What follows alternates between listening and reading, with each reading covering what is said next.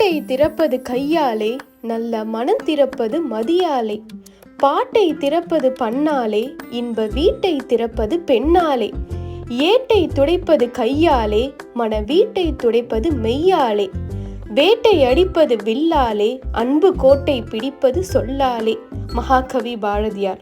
Hello everyone, இன்னைக்கு நம்ம பார்க்க போகிற ரெசிபி பூரி மசாலா. ஒரு மிக்சர் ஜாரில் 1.5 டேபிள் ஸ்பூன் துருவின தேங்காய் எடுத்துக்கோங்க. அடுத்தது 2 டேபிள் ஸ்பூன் பொட்டுக்கடலை, உங்கள் காரத்துக்கு ஏற்ற மாதிரி பச்சை மிளகாய், 1/2 டீஸ்பூன் கசகசா சேர்த்துக்கோங்க, அந்த வீடியோ மிஸ் ஆயிருச்சு. அடுத்ததா 1/2 டீஸ்பூன் மஞ்சள் தூள். எல்லாத்தையும் சேர்த்ததுக்கு அப்புறமா 1/4 டம்ளர் தண்ணி ஊற்றி ஃபைன் பேஸ்ட்டாக அரைச்சிக்கலாம். தேங்காய், பொட்டுக்கடலை, பச்சை மிளகாய், கசகசா இது எல்லாத்தையும் சேர்த்து ஒரு ஃபைன் பேஸ்ட்டாக அரைச்சி வச்சுக்கோங்க. இப்போ மசாலா செய்ய ஸ்டார்ட் பண்ணலாம். ஒரு பேனில் 1 டேபிள் ஸ்பூன் எந்த குக்கிங் ஆயில் வேணும்னாலும் சேர்த்துக்கலாம். ஆயில் ஹீட் ஆனதுக்கப்புறம் 1 டீஸ்பூன் கடுகு, 1/2 டீஸ்பூன் உளுந்தம்பருப்பு சேர்த்துக்கலாம். உங்களுக்கு வேணும்னா ஜீரகத்தோட ஃப்ளேவர் பிடிக்கும்னா 1/4 டீஸ்பூன் ஜீரகமும் சேர்த்துக்கோங்க. அடுத்ததா 1 பெரிய வெங்காயம் நல்லா தின்னா ஸ்லைஸ் பண்ணி அதையும் சேர்த்துக்கலாம்.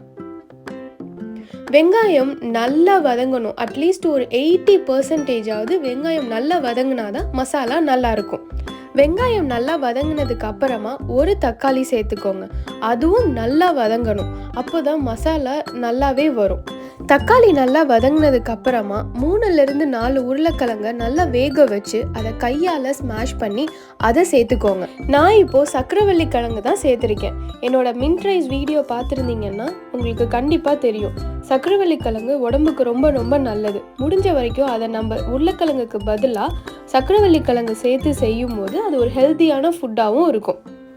உருளைக்கிழங்கு சேர்த்ததுக்கு அப்புறமா ரொம்ப நேரம் வதக்க வேண்டாம். ஒரு 2-3 நிமிஷம் மட்டும் வதக்கினா போதும்.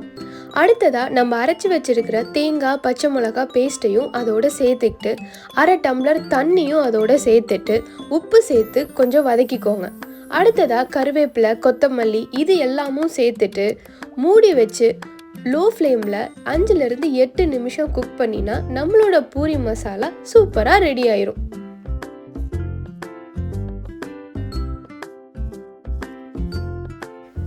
5-8 நிமிஷம் குக் பண்ணினதுக்கு அப்புறமா நம்மளோட பூரி மசாலா ரொம்ப டேஸ்டியாக ரெடி ஆயிடுச்சு.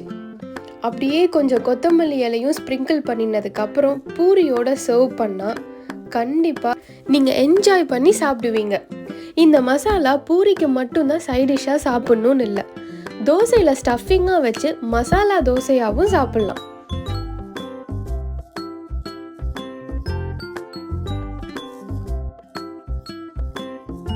உங்களுக்கு இந்த வீடியோ பிடிச்சிருக்கும்னு நம்புகிறேன். கண்டிப்பாக ரெசிபியை ட்ரை பண்ணி பார்த்துட்டு எப்படி இருந்ததுன்னு சொல்லுங்கள். உங்கள் ஃப்ரெண்ட்ஸ் கூடவும் ஷேர் பண்ணுங்கள். தேங்க்ஸ் ஃபார் வாட்சிங்.